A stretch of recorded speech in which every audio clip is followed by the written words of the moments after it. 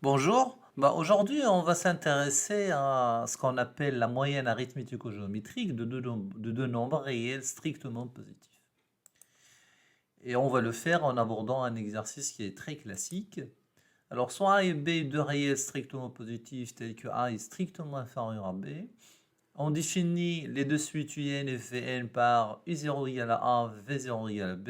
Et pour tout n dans n, eh ben vous avez UN plus 1 égale à la racine de UN fois Vn. Et Vn plus 1, c'est égal à UN plus Vn sur 2.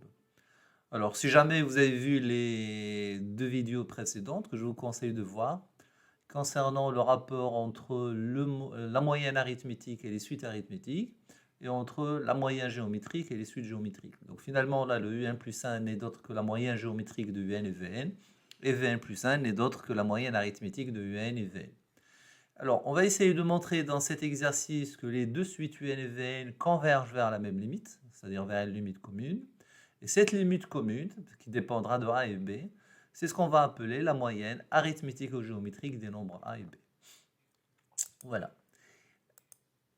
Alors, la solution. Alors, on va commencer tout d'abord par voir que, vu que I0 égale à A et V0 égale à B qui sont strictement positives, UN plus 1 et Vn plus 1 qui sont définis par des racines carrées et par somme et rapport, que UN et Vn sont strictement positifs. Alors, je n'ai pas envie d'alourdir un peu la vidéo avec ça, mais je dirais qu'un raisonnement simple de récurrence montrera que pour tout n dans n, UN et Vn existent et sont strictement positifs.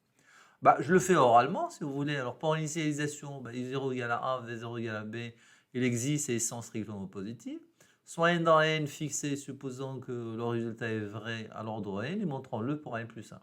Alors, UN et Vn existent alors et sont strictement positifs, c'est l'hypothèse de récurrence. UN plus 1 égale à la racine de UN et Vn, donc aussi strict, existe et strictement positif, parce que UN pour Vn c'est strictement positif. Et Vn plus 1 qui est égal à UN plus Vn sur 2, ça existe et il est strictement positif. D'où le résultat pour tout n dans n, on a UN et Vn existent et sont strictement positifs. Donc là, c'est comme ce que je disais, hein, il s'agit bien d'une simple récurrence. Alors, ceci dit, d'autre part, remarquant que quel que soit n dans n, Vn plus 1 moins Un plus 1, donc Un plus Vn sur 2 moins racine de Un Vn, réduisons un peu au même dénominateur, ça égale à Un plus Vn moins 2 fois racine de Un fois Vn sur 2. Remarquons que c'est une identité remarquable au départ, parce que le Un, je peux l'écrire racine de Un au carré, surtout que c'est strictement positif, et Vn, je peux l'écrire racine de Vn au carré. Et donc finalement, on se retrouve avec Vn plus 1 moins Un plus 1 qui est égal à n demi, racine de Vn moins racine de n, le tout au carré.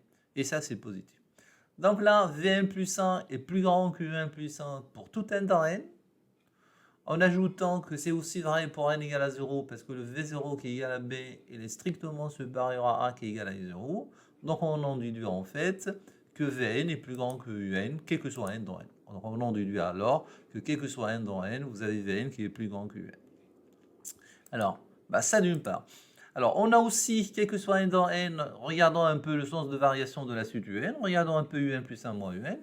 Donc Un plus 1, c'est racine de Un fois Vn moins Un. Factorisons par racine de Un, ça donne racine de Un facteur de racine de Un, racine de Vn moins racine de N. Et vu que N est plus petit que Vn, donc racine de Vn moins racine de N, il est positif.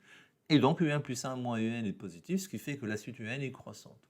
Alors regardons maintenant un peu le sens de variation de Vn. Donc Vn plus 1 moins Vn, ça va donner Un plus Vn sur 2 moins Vn. En réduisant le même dénominateur, ça donne n demi Un moins Vn. Et puisque Un est plus petit que Vn, donc c'est négatif. Et donc la suite Vn, il est décroissante. Voilà. Alors par conséquent, la suite Un est croissante et la suite Vn est décroissante.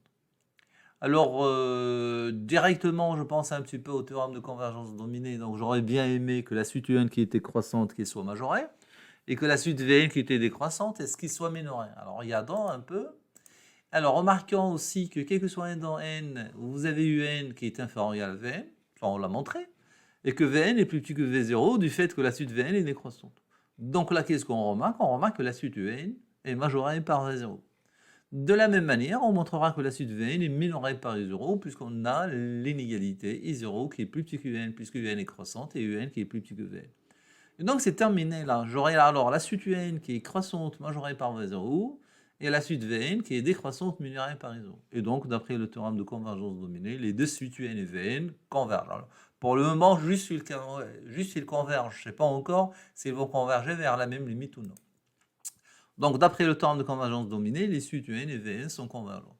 Alors, on va poser L1 égale à la limite de N et L2 égale à la limite de Vn quand n tend vers plus l'infini. J'ai le droit de le faire puisque je viens de démontrer que les suites N et Vn sont convergentes.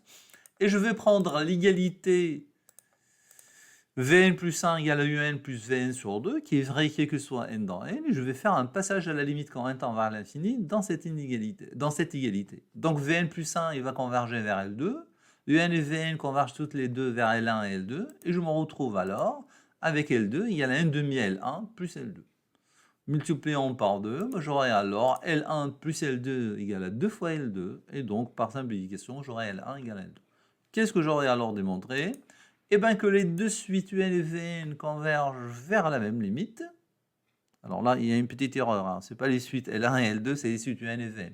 Donc les deux suites Un et Vn convergent vers la même limite, et cette même limite-là, qui dépendra de A et B, dépendra des valeurs initiales, des termes initiales de N et Vn, eh bien c'est ce qu'on va appeler la moyenne arithmético-géométrique des réels strictement positifs A et B. Voilà, c'est génial. Je vous remercie. À bientôt.